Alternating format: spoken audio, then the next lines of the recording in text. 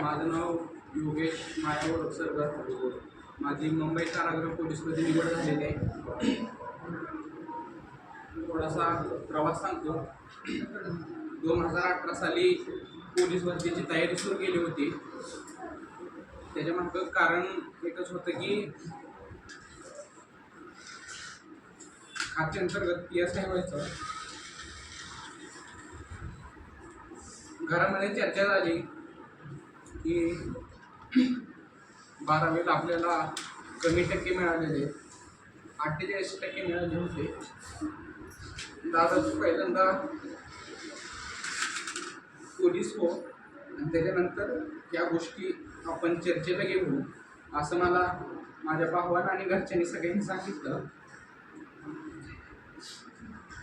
तो झालेला प्रवास आज सुद्धा थांबलेला नाही, थांबणार नाही. त्यानंतर अनेक अशा घटना घडल्या जीवनामध्ये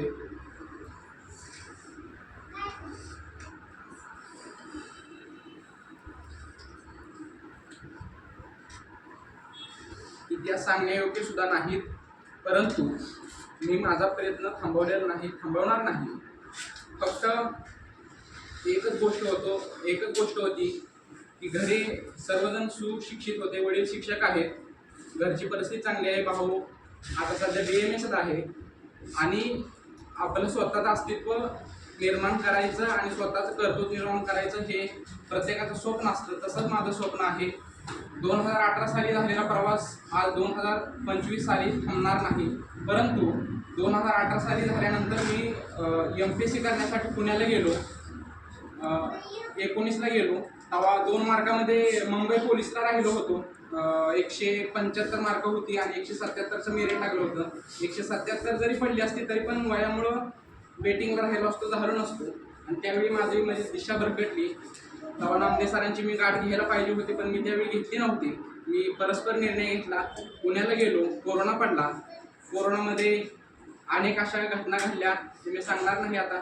परत त्यानंतर DEDला ॲडमिशन घेतलं. BA झालं. CET आज मी क्लिअर आहे.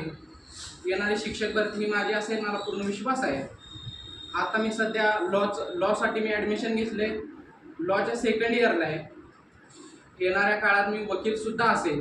म्हणजे पर्याय अनेक असतात. आता मला काय PSI आता व्हायचं नाही. आता आकाशा पलीकडे झेप असेल, जे माझं ध्येय आहे, ज्याच्यासाठी मला माझ्या वडिलांना मी माझं ते ध्येय सांगितलेलं आहे. ज्या दिवशी ते ध्येय पूर्ण होईल, ज्या दिवशी ज्या मैदानात पराभवाची चर्चा झाली, त्या मैदानात हा आजचा विजयाचा गुलाल मला असा उधाळला जरी असला तरी तो रंगतदार वाटत नाही. ज्या दिवशी ते ध्येय पूर्ण होईल त्या दिवशी त्याच्यावर रंग चालणार आहे. आज हा विजयाचा गुलाल उधळण्याची संधी ज्या आदरणीय नामदेव सर, आदरणीय सूळ मॅडम आणि आदरणीय आमचे मित्र विशाल कुंभार सर आणि आमचे सर्वच मित्रांमुळे इथं प्राप्त झाली. आपण सर्वजण चांगले नाचला. सर्वजण, काही मुलीसुद्धा कंटिन्यू नाचत होत्या. मुलं जरा हरकतच होती. आम्हीच बाजूला राहत होतो. परंतु आपण सर्वांनी सहकार्य केलं आणि हे असंच सहकार्य येणाऱ्या काळामध्ये राहू. आणि माझं हे आजचं जे यश आहे ते मी फुले शाहू आंबेडकरांच्या महाराष्ट्राला मोठं करण्यासाठी ज्या माणसांनी आजपर्यंत कष्ट घेतलं, आत्ताच्या क्षणापर्यंत कष्ट घेतलं, त्या सर्वांसाठी मी अर्पित करतो. थांबतो. जय हिंद.